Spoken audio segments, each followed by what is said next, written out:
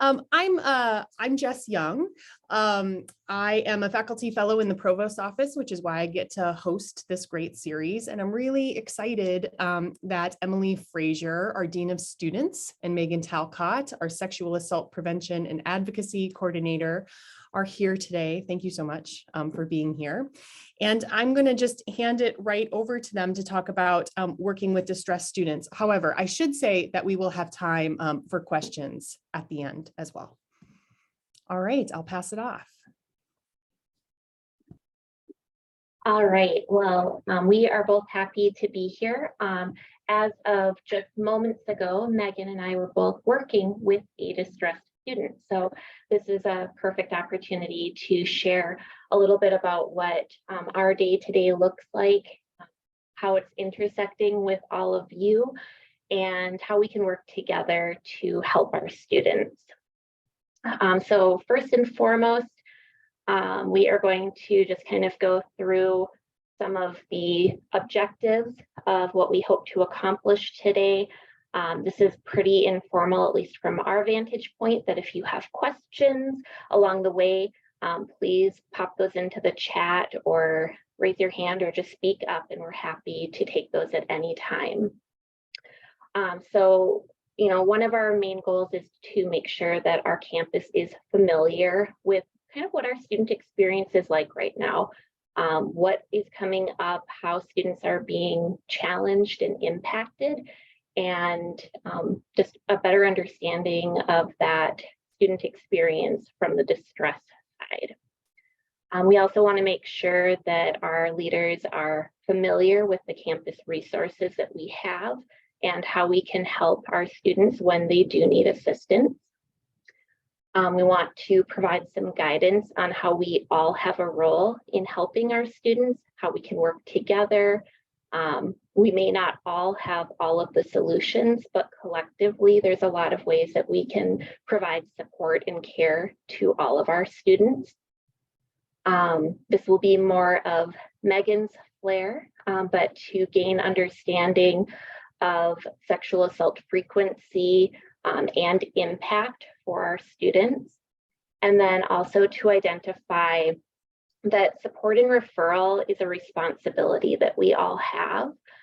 We know that there are times where it's very directly connected to the retention of our students. And this is always my caveat. It's most importantly, it's the right thing to do.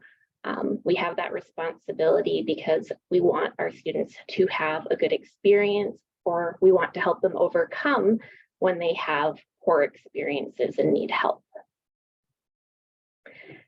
So just kind of getting into the meat of the presentation, our students have more complex lives than probably ever before.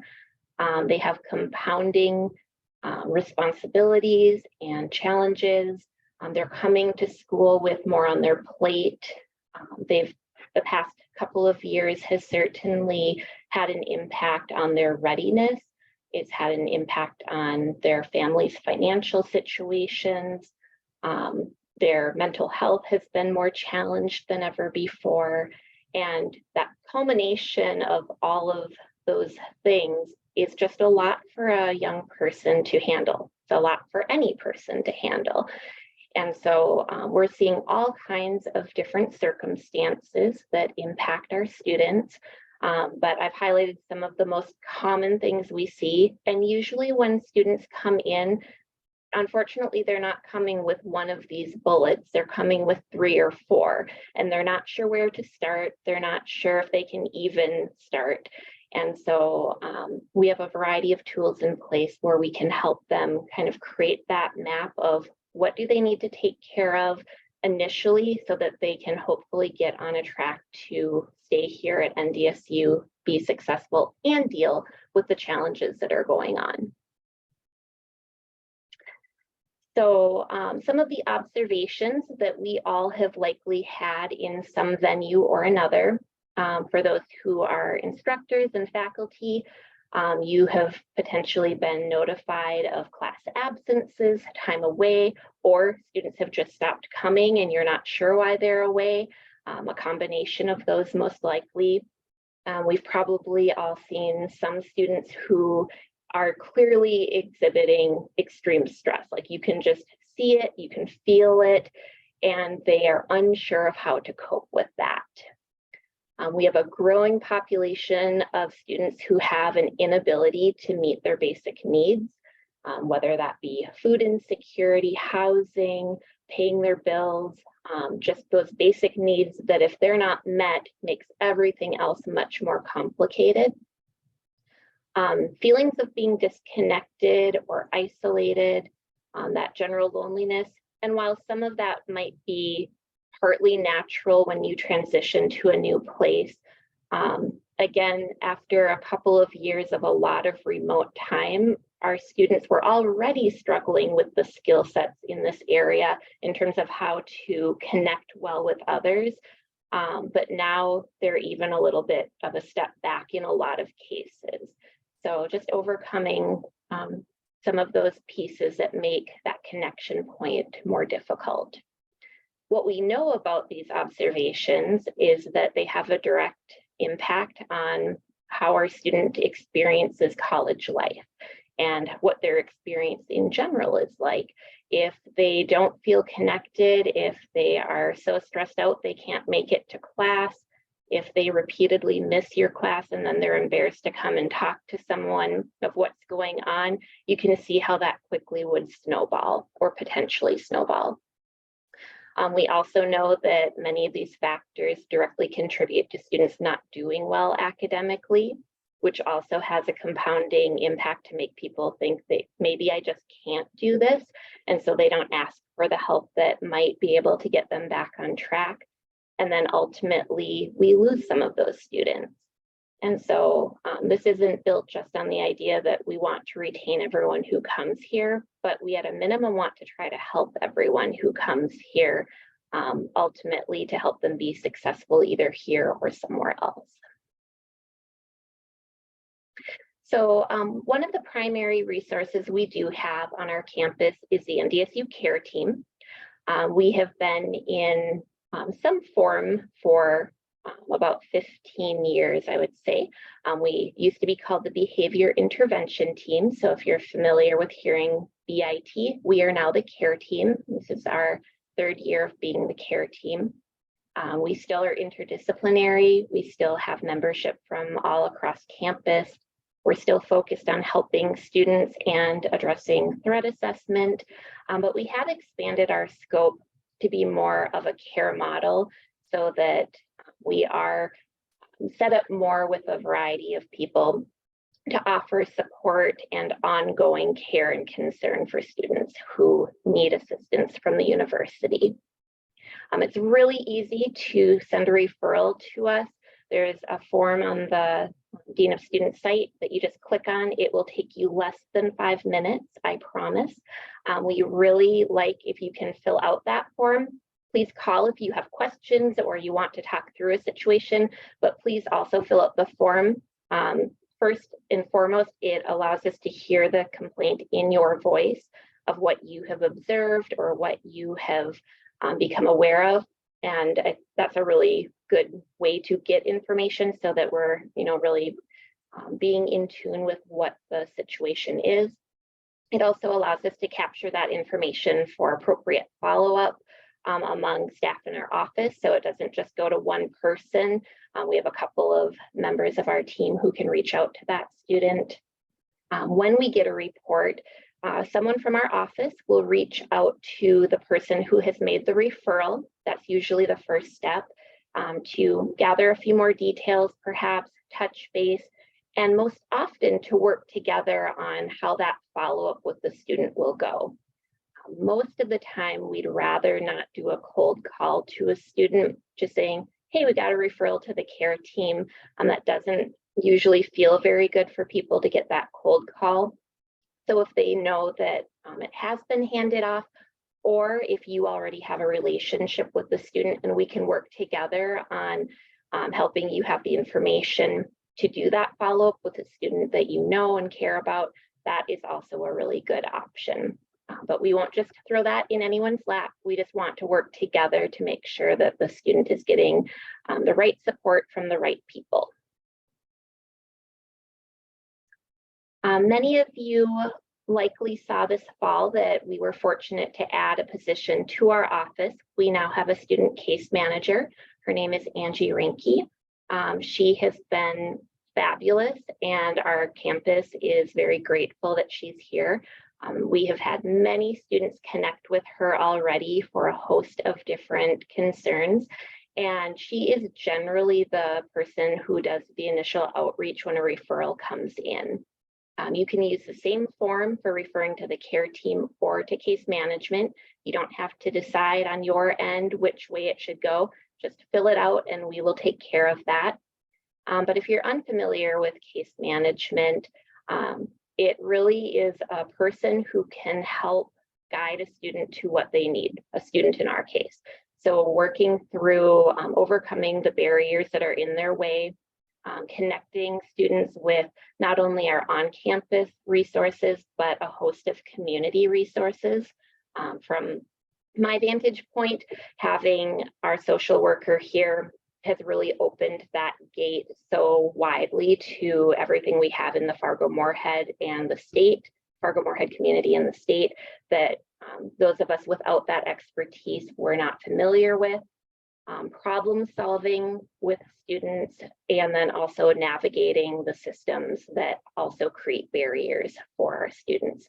So if they don't know how to apply for a type of assistance or fill out forms or get connected, that is all under Angie's purview, and she is wonderful at helping students with all of those obstacles they may have. We also have a robust counseling center and student health area. The care team and our office as a whole partners with them pretty much every day. So in addition to some of the traditional things that are available at the counseling center, like one-on-one or group counseling, they also have the relaxation room that can be reserved. They do special events and groups for our campus that are very popular among students. We always hear that students would like more of those types of opportunities. Our student health service also does a lot of help with the types of things that would cause distress for students. So management with ADHD and other clinical diagnoses, anxiety and depression care, disordered eating or eating behavior concerns. And they do have a psychiatric nurse practitioner, which I think has often been a kind of a hidden gem within student health, that that professional is a part of our staff. And there was a transition from last year to this year, but regardless of who that person has been, has offered really, really comprehensive and good care. I've worked with many students who have had the opportunity to partner with those practitioners, and it's been so wonderful to have that right here on campus. So they're not always having to go to Sanford Essential or other off-campus providers. So that's a little bit of what we're seeing kind of on the whole, how it's impacting, and then what we have in place to help with those. I'm going to transition to Megan now, and she's going to go a little different direction with some of the information. Yeah, so my name is Megan. I'm the Sexual Assault Prevention and Advocacy Coordinator. I'm housed over in Student Health Service in the Wellness Center.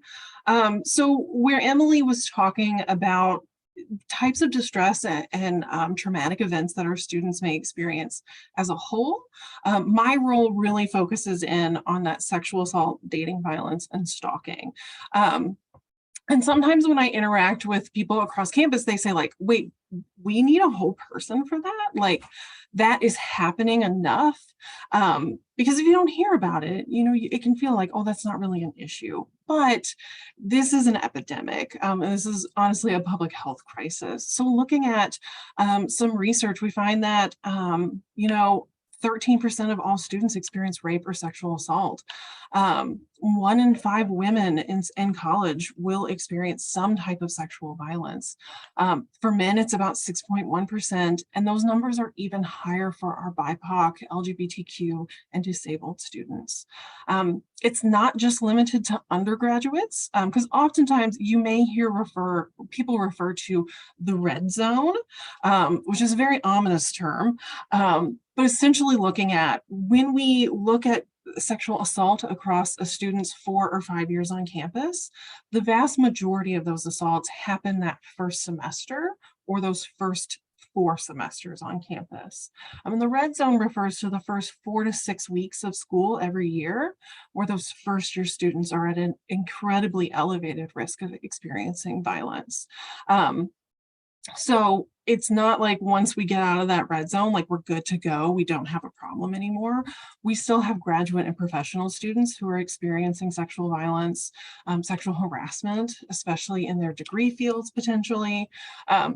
It looks slightly different, but it still has a huge impact on them. So next slide. And as we're going, if you have any questions, do not hesitate to put them in the chat. So what's the impact of this? We know it's happening a ton. So what does it actually mean for the students who are experiencing this? So some of those short-term impacts are things like they literally go into shock. There's definitely confusion, agitation. I mean, understandable that there's fear and anxiety. Sometimes that manifests in withdrawing from social activities, withdrawing from their daily life, because it feels like, you know, if I just don't think about this, if I just shut down, then it's like it didn't happen. That doesn't work for very long. Other things could be, you know, lack of, like it impacts critical thinking skills, impacts the ability to concentrate. It can increase forgetfulness, flashbacks, memory impairment. Again, we start to see those symptoms of post-traumatic stress disorder. In the long term, again, we see even more post-traumatic stress disorder, anxiety, depression. There's a big correlation between students experiencing sexual violence and disordered eating or an eating disorder. Chronic pain. Unfortunately, each time someone experiences sexual violence, the likelihood that they'll experience it again goes up. So these are kind of the perfect storm for, you know, what not to experience in college. You know, none of these are going to be great for their education, which makes it that much harder for us to make sure that they're doing well in their classes and that they're persisting, because unfortunately they're more likely to skip class, drop a course, you know, participate less in class. Next slide. So what's the impact of that? Like, aside from we're definitely seeing that PTSD, all of those things that make it really difficult for them to actually be successful in their courses. Through research, we know that there are lower GPAs for women who are assaulted during the first semester of college. And that doesn't just impact that first semester, it can also lead to lower GPAs that second semester as well. Because just because the physical violence is over does not mean that the impact is over. We also see it in students who've experienced sexual assault during their college experience, higher rates of dropout or longer times in college to graduate. And that is compared to the general population. So aside from the fact that, like, how do we help these students and how do we prevent this violence from happening is just kind of like a morality issue. It's also fundamentally a retention issue. We're losing students because they're experiencing violence, and we're losing valuable members of our community. Looking at like the larger picture, not just on college campuses, but over their lifetime, it's estimated that experiencing sexual assault costs about $125,000 over the course of your lifetime. And that includes things like missed work, doctor's appointments, medication, maybe you have to go to legal appointments, or you lost property or property was damaged. Sometimes it's moving to a safe location. It is really expensive and time-consuming to be a survivor of sexual assault. Sometimes it's referred to as the rape tax. So if you're already struggling with finding enough time to get your schoolwork done and finding the money to pay for your education, and suddenly you have all of this on top of that, it can seem insurmountable. And then lastly, we talk about like that ripple effect of violence. A lot of what I do is talking to students about how trauma impacts them, because it ripples through our life in ways that we may not otherwise realize. So for example, let's say a student is assaulted by someone else in their class, or maybe they are assaulted by someone who is instructing that class. And suddenly class doesn't feel safe anymore. So they stop going. Or maybe they go, but when they're there, they're on the verge of a panic attack and they are just not able to focus. So they stop turning in those assignments. Or when they turn them in, they're not very good. Or they start to tank those tests and they don't know how to get that help because they're having that hard time like thinking critically about what's the best way to get what I need to do done. So then they're taking those tests. That GPA, they fail that course and that GPA pulls them down. Maybe they're on a scholarship that says you have to keep a minimum GPA to receive this funding. And if that one class or that one semester drops them below that minimum, suddenly they don't have the money to pay for school. And now we don't have the money to pay for school, so we have to drop out or we have to take time off. And once we take time off, it's really hard to get back in there. So that one instance can just ripple through their lives for years in ways that we might not otherwise realize. Next slide. So what are we doing on campus? So like I said, I'm the sexual assault prevention and advocacy coordinator. So I am the campus victim advocate and the preventionist. So my role is kind of two parts. On one hand, I am working directly with survivors. Sometimes it's students who were assaulted in high school or maybe even a couple of years ago, and they're just having some concerns. Maybe they're having some flashbacks pop back up and they just need someone to talk to. Other times it's students who are telling me like I was assaulted today or I was assaulted yesterday and I don't know what to do. So a lot of what I'm doing is sitting down with them and talking about, are you feeling safe on campus? Do you feel safe in your room? If not, I can help you get a new room, or I can help you get in contact with people who can help you get that protective order through the legal system. Sometimes it's talking with faculty of like, hey, they're gonna do the work. They're gonna learn the material. They just have a burden that their classmates don't right now, and they need a little extra help. They just need extra time. Can we get them some extensions, or can we modify this so they're still getting the work done, but it's in a way where they can be successful? Sometimes it's talking with faculty and saying, hey, this student was recently assaulted, and I see on your syllabus that next week is a topic around sexual assault. This just is not going to be good for them from a mental health standpoint. So what alternative assignments can we get them so they're still doing the work, but we're not putting them in a situation where this could be harmful to their mental health? So looking at, like I said, academic accommodations, I work with registration and records quite a bit. They're wonderful over there. I work with Renelle pretty much every semester. Looking at parking accommodations. Sometimes students are like, I'm being stalked and this person is leaving things on my car. How do I get to campus if I don't feel safe leaving my car? So I can work with parking. Britt over there is wonderful at helping survivors.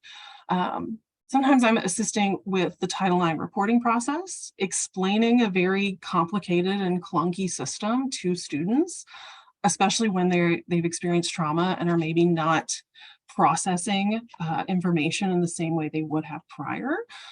So those can be some really important conversations. I refer a lot to Rape and Abuse Crisis Center and our survivor support group on campus. Just kind of whatever that student needs. Every survivor is an individual, so every response needs to be tailored to what they're experiencing.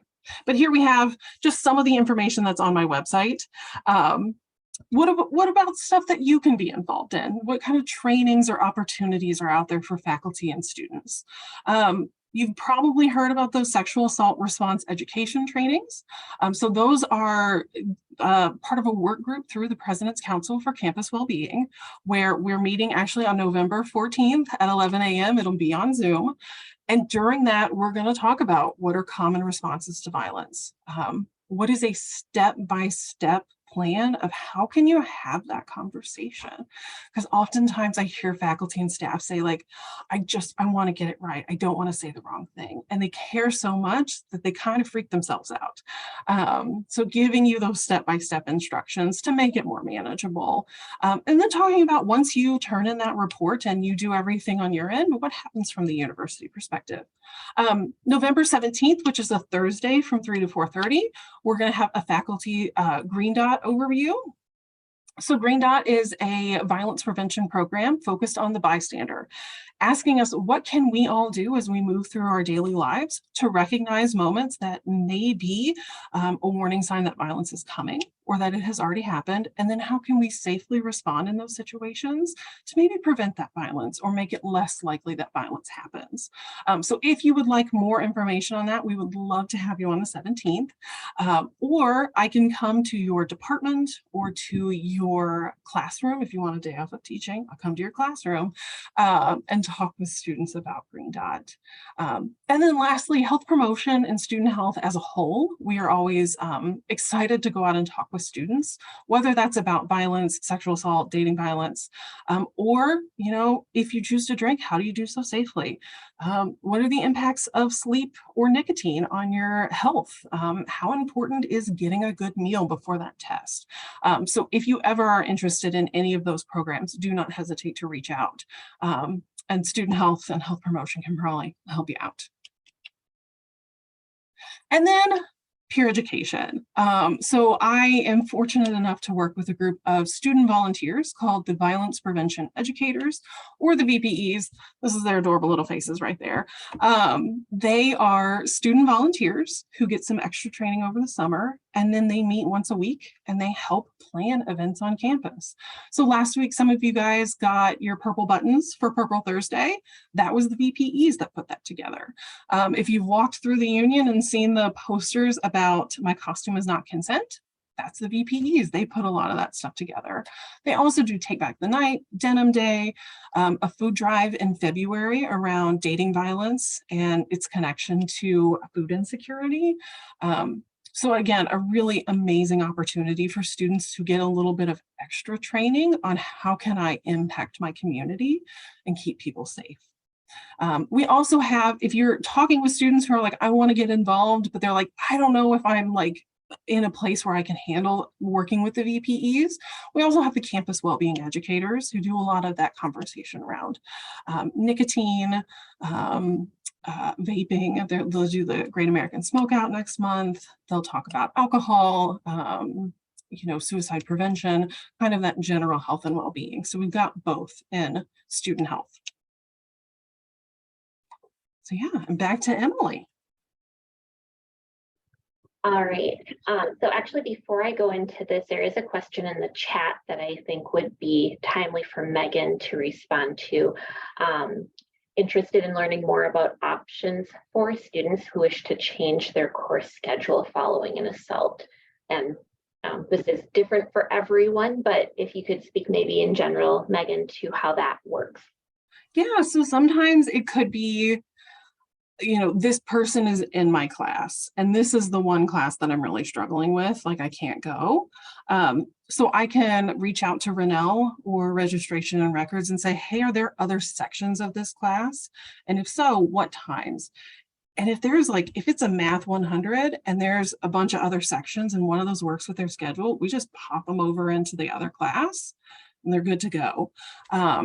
If it's a situation where maybe it's a small department or it is, a class that's only offered every once in a while, we may have conversations with like Emily Frazier's office around how can we get those students into the same space, but in a safe manner. So maybe setting up ways to kind of, keep them not separated, but, kind of in their own spaces so they can be safe. Or even potentially talking with registration and records about like, can we rearrange some requirements? Or can we figure out a way to make sure that this student gets their education? But like I said, every situation is different. So sometimes we got to get a little creative, but we can do everything we can to try to help that student. Does that answer your question, Carrie Ann? It does. And so, sorry, I have joined to, I'll switch to chat. Okay. And I'll let Emily add anything else on. I think the other piece Megan was alluding to with how my office may contribute to that is through a no contact order where parameters might be put in place in the event that students do have to be in the same general location.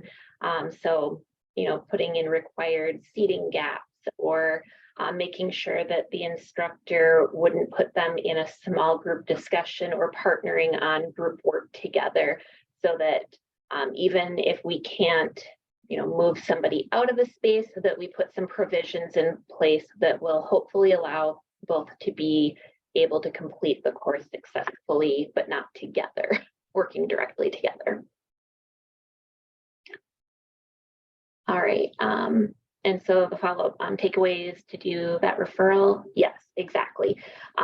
So if there was something brought to you individually as an instructor, and you could work with Megan, you could work with my office, and we would help through that process to individualize.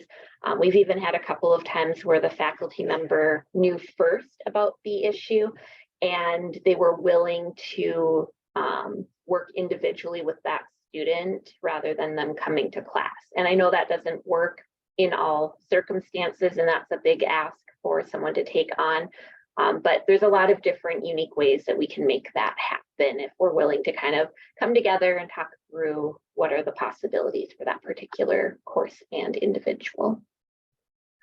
Yeah. So kind of some wrap up that ties all of this together. Kind of the heart of what Megan and I would like anyone who is here today to take away is that while she has a very specific role on campus, and I do, and a number of others do, in working directly with students in that support area, I think there's room for us to all have a role in that, and that we all have some level of responsibility. And we never know when a student is going to identify us as the person they trust.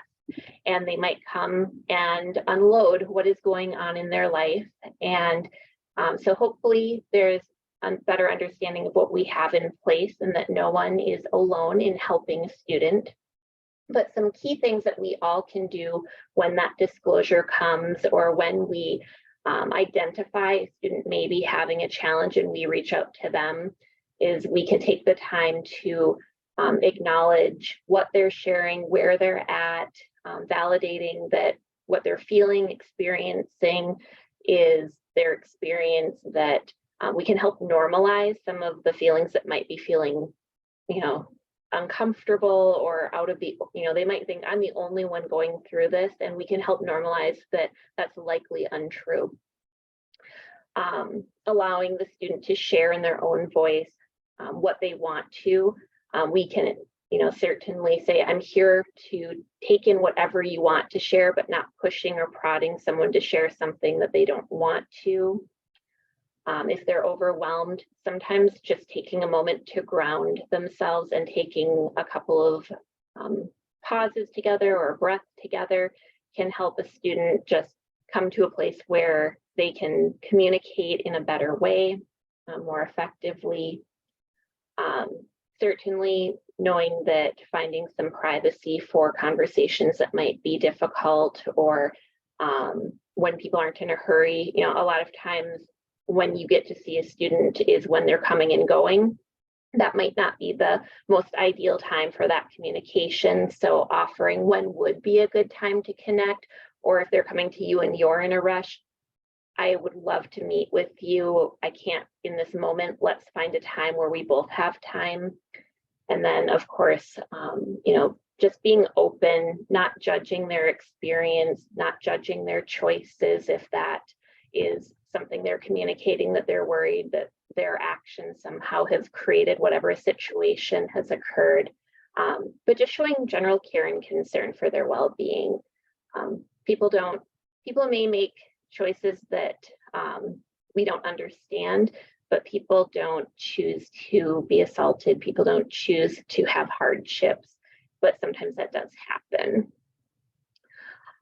We've already kind of covered a couple of these in terms of trainings. There are other trainings on our campus and in the community and through our professional associations that all go around the topics of mental health and well-being and support.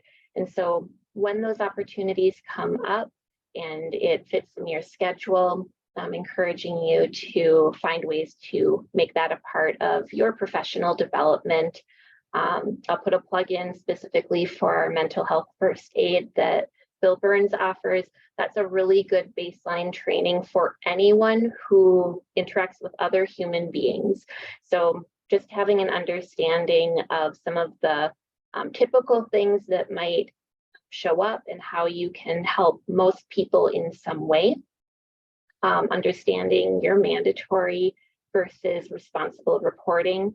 So in short, if somebody reports anything in the sexual misconduct harassment realm, those types of reports are all considered mandatory reporting. There's not much else that you're mandated to report, but that doesn't mean you shouldn't. And so most reporting falls into the responsible reporting realm. And you never know when sharing that information forward is going to make a big difference in a student's life. And that's where we can partner together to make sure that they are getting access to what they need.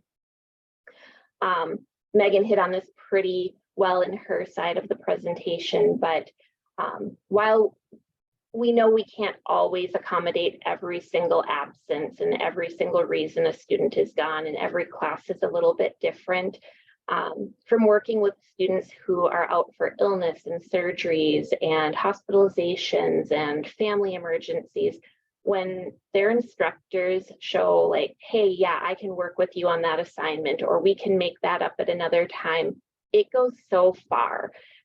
Students communicate all the time about how they felt really cared about when that action happens.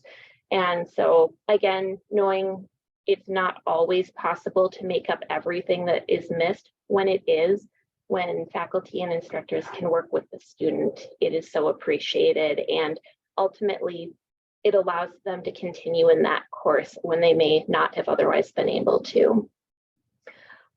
Again, just reaching out to any of us and those resources that we highlighted so we can work together. And then finally, knowing that when you help a student who is distressed, who is experiencing challenges, it can be a heavy load. And so that's why it really is so important to reach out and connect, working together as campus professionals so that we're all a part of that solution. So taking care of ourselves and making sure that we acknowledge when we do need to tap out and let someone tap in to help is essential to this work. So we're open to any questions or scenarios that people might want to provide or share or ask. Megan just put more information in the chat about trainings that you can click on. Yeah, I put some links over at the side, but also there was my contact information and our Instagram where we post a lot of information and upcoming events. I'm going to unshare and then just open it up for any discussion that we might want to have.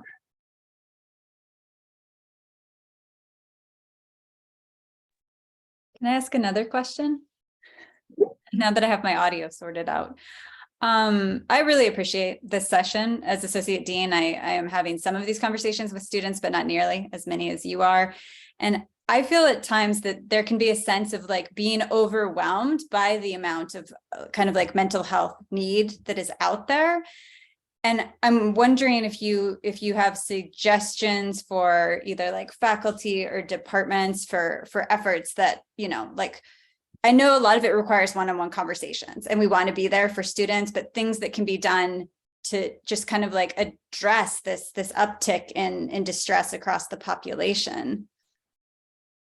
That is a wonderful question, Carrie Ann. So I think on a broad base for our students, what you are seeing is accurate. I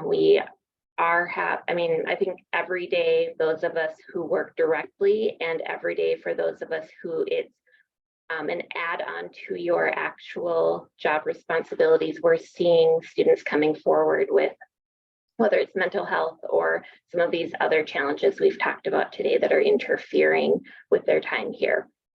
So in terms of, so it's kind of two-part, I think, from what I'm hearing, like what can we do maybe more broadly to address some of this where it's not always just the one-on-one? And then other part of that is what can we do for like faculty, staff who are in the helping, is that correct? Yeah, I'm trying to think about like messaging strategies like that can be used and possibly to encourage one-on-ones or just to get it out there that we recognize that this is happening and we don't have these unrealistic expectations that you should pretend that everything's fine when all of this is going on. Maybe, I don't know, maybe it's a matter of just saying that in class. What I'm hearing is maybe like moving upstream. So not waiting until it's a crisis. What can we do to get you those resources and skills so we don't get to the crisis? Is that kind of what you're thinking too? Or are you like, oh no? I appreciate you helping me to clarify I think upstream is the big part of it, because from the very first week, I would hope people are trying to present themselves as folks who a student can come. Who knows what's happening in the back here. Yeah, so I don't know if in your work with students, if you've heard from them, like what they appreciated hearing, like what made them feel like they could come in and talk to someone, or that they were in a space where they would be understood. So definitely, I think when there is a tone set from the very beginning that a student feels that their instructor, their faculty is a quote safe person to go to, that is a very helpful. A lot of times when students come in here, they're like, I'm just so scared to outreach because I don't know what they'll say, and they're probably going to say no, and they're already spiraling before they even know if they're going to get a no. And so we can help them through that, but now they've already gone through that anxiety of the what if game. One piece I can share that is on the campus well-being site is there are syllabus statements that are available and there's different levels of content. So if you want just a blurb versus a larger piece of context for your syllabus, that really speaks to, I'm here for you, I care about you as a person, and if you need help, I want to work with you. That is a way to demonstrate that is a care consideration. I think that Megan, thank you, has put that into the chat too. So there's kind of 3 different levels. I know syllabi already get really, really long, but it is a way to kind of front load that idea that you are an approachable person who doesn't only care about getting A's on exams and papers, that you also care about their well-being. I did. I put the link in there. There's a whole bunch of resources on that page that are really helpful. I think as far as like the moving upstream, some knowledge around like what can we incorporate, especially into those lower level courses that teach students those skills that maybe they didn't get in high school because they were behind a computer. So teaching them those like stress management. And a lot of times when I talk with students about self-care, they're like, but I don't want to take a bubble bath. And I'm like, that is not what self-care is. Self-care is essentially being your own parent and like making sure that you're taking care of yourself and keeping yourself healthy. So giving them more of that information from the moment they step on campus can hopefully get them those resources so that we don't get to that crisis point. And some of the way we do that is by you guys, I mean, you're already starting by being here and having these conversations. Another thing I hear from students is they look for those safe zone stickers. They look for those pronouns in your emails. That's why I give out so many of those like Believe Survivor stickers to faculty and staff, because when students see those, even if they're not coming in to talk about sexual assault or gender identity or sexual orientation, they know this faculty is probably going to be more supportive. This is an environment where I can go to and actually ask those questions. So sometimes it's what we say, but it's also kind of the environments that we're setting up. So there's a comment in the chat that I think is worth highlighting for everyone. I completely agree. Sometimes people unknowingly come across as unapproachable. And so again, just being forward at the beginning, whether it's your class, in your office, whatever your situation is, of being intentionally approachable and making it known through your words and actions that you are someone that you want students to come to and to ask for help. So definitely agree. Laura, your hand is up. Hi, I'm sorry, I was clapping and then I was trying to raise my hand, and I meant to raise my hand, but I'm clapping too because kudos to everything you've said and what was in the chat. The one thing I have 2 points to make, and one is we know from data that we got through the American College Health Association survey and just from our anecdotal that students are much more comfortable with counseling these days. And in fact, many have access to counseling while in K-12. And so that's both a positive and a negative, right? On the positive side, like we shouldn't be afraid to say, have you checked out the counseling center, or, you know, that they're available to you. On the other hand, sometimes I think this generation feels that they sort of categorize everything into the emergency category.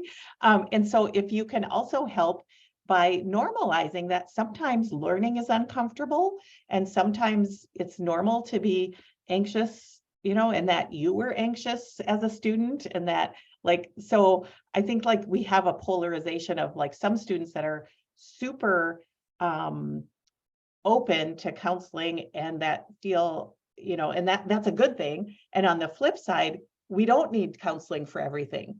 Some things are like what Megan was saying, we can teach stress reduction and coping skills and some of that. So I don't know if that's helpful, Carrie Ann or others, but I wanted to add that in terms of some observations.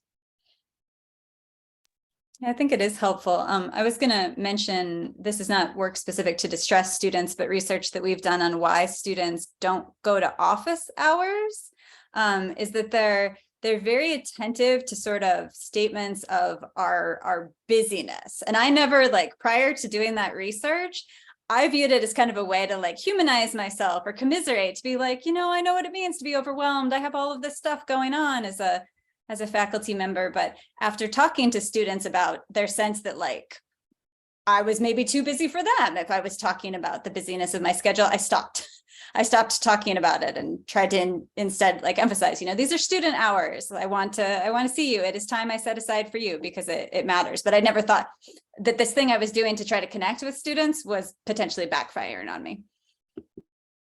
I hear from survivors all the time, well, I can't reach out for help, or I don't want to take away resources from someone who had a worse experience. The students I work with tend to be very compassionate and very kind. And so they're worried, what if somebody quote unquote needs it more than me? So yeah, kind of communicating that there's enough resources for everyone to go around, and you are just as important as any other student. You deserve to be safe and happy and successful while you're at NDSU. I also kind of wonder if it would be helpful to have conversations with students about what happens in office hours. They're very anxious, and sometimes if you don't know what you're walking into, you know, it's not worth it. Or if you've heard the joke of if I don't know the parking situation before an event, I'm not going. So walking them through, this is what to expect, giving them that information so that they don't scare themselves, I think can be really helpful. May I ask a question? I've had situations with distressed students where there's more than one of them because the distress is because of a conflict that they're having either with each other or with a greater group. And in some of those situations, I found that it's helpful to have somebody else with me to hear what's happening. And so I'm wondering if you have any thoughts about what are situations where you should have another person in the room that perhaps, you know, well, hopefully they feel safe with as well. And if there are any situations where we need to make sure that we have proper documentation and what that documentation would be apart from submitting this form. So definitely if there is any reason to believe that there is a physical safety consideration, that would be a time to at least have two people present. And also being mindful of the space that those types of conversations occur in, finding neutral locations, finding locations with multiple entries and exits, that you're not right on top of one another with seating, which I know a lot of our areas that can be challenging with just what we have available to us.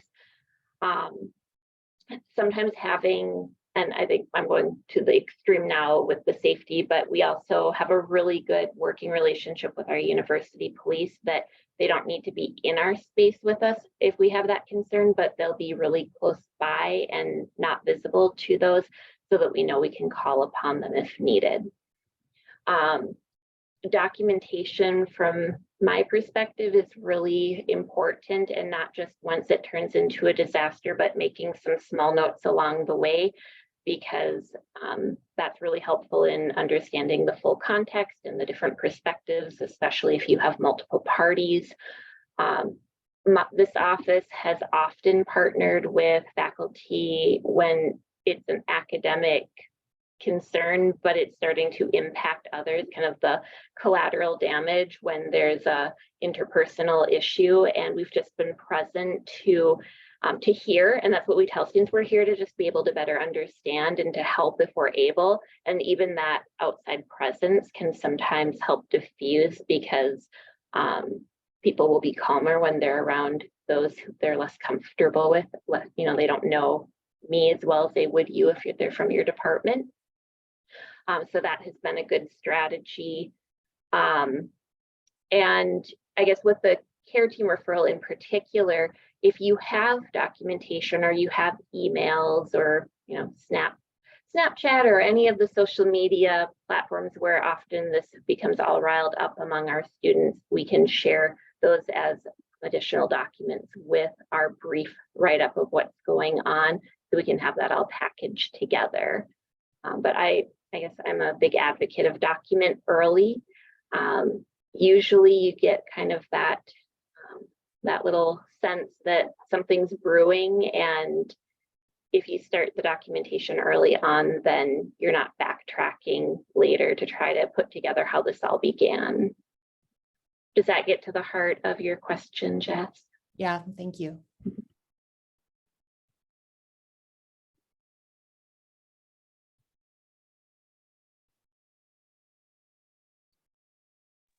Any other questions from our participants here? I agree, Sinkis. I also like student hours over office. I was wondering if you're seeing any intersections between these, like a greater number of distressed students and a greater number of absences in class, because I know that's where, you know, obviously people have been attending in different formats for many semesters now, but it feels like there's still a lot of people who stop attending midway through the semester, and then it can become very difficult to reach them if they're not checking email. I don't know if I personally have a great way to create a pulse point on that. We definitely hear from students routinely who are requesting for our office to do a notification on their behalf. But if they're not taking that action, then I wouldn't usually know if a student isn't attending unless they choose to disclose that when I'm meeting with them for another reason. So yes, I would say we have a healthy population of students who are having challenges and make the request for that formal outreach or for some advocacy on their behalf. But I'm certain that that's a small population of the total who are just not showing up and not doing notifications and not communicating. They're just kind of dropping themselves out of the course. I know I talk with my students quite a bit about, even if we're just saying, hey, faculty, like, I've gone through some stuff, and if I seem a little off, like, you know, I'm trying to get help, like really not waiting until Thanksgiving to ask for that help. Because a lot of times I try to explain, like, faculty want you to do well, but at that point, there's just nothing they can do anymore. So the earlier we can ask for help or let them know, like, hey, I'm really having a hard time getting to this class, the better we can, like, help you figure out an answer. I will say one thing that has come out of COVID that I am really grateful for is we've had a lot of faculty who So oftentimes when I have a student who is assaulted, especially if it's on campus or in their living situation, home just doesn't feel safe right now. Or, Fargo just doesn't feel safe, and I need to go someplace and be in a comfortable environment with people that I know and that I love and that I trust. And so prior to COVID, sometimes those students would be like, I have to go home for a week and just be with family and like figure out what I'm doing. And they would miss all of that work, which would derail a big part of their semester. Now more so, I feel like I'm able to help them work with faculty to say like, hey, the student's doing the work, but they've gone through some stuff in the last week and they really need to be home with family to focus on their health and well-being. How can we keep them caught up in that class? But the thing I talk with students is faculty can't help you if they don't know there's a problem. They want you to do well, but they don't know what they don't know. So I really do appreciate faculty who are willing to say like, hey, if you need to go home for this week and, be with family, or you have a court date and so you're going to miss class, like I'm going to like find a way for you to be successful. Really appreciate that, because it's, I think, kept several students in school where before they would have dropped out.